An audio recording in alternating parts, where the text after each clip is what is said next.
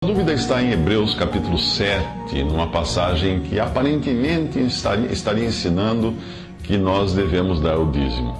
A passagem de Hebreus 7, de 1 a 10, costuma ser usada por muitos como prova de que o cristão deve dar o dízimo.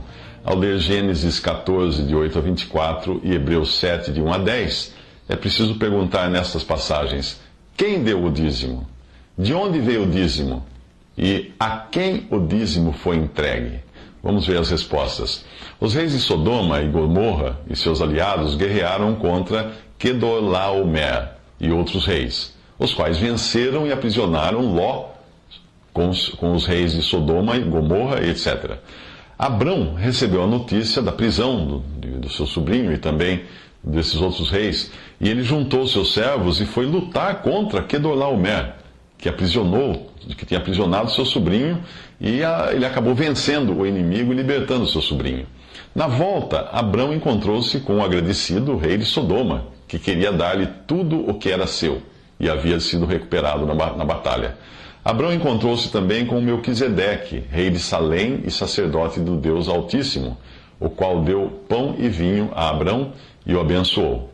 Em troca, Abrão pegou dos bens do rei de Sodoma, que havia recuperado, e deu 10% deles a Melquisedeque. Repare que Abrão não deu do que era seu, mas do que era do rei de Sodoma. O rei de Sodoma ofereceu que Abrão ficasse então com os 90% dos bens que restaram, mas este recusou-se a aceitar até mesmo a correia de uma sandália. Portanto, nada do que Abrão deu a Melquisedeque era realmente seu. Quem pagou o dízimo? Abrão. De onde veio o dízimo? Dos bens do rei de Sodoma. A quem o dízimo foi pago? A Melquisedeque. Se alguém quiser obrigá-lo a dar o dízimo, com base na passagem de Hebreus 7, de 1 a 10, você terá de fazê-lo entregando algo que não é seu.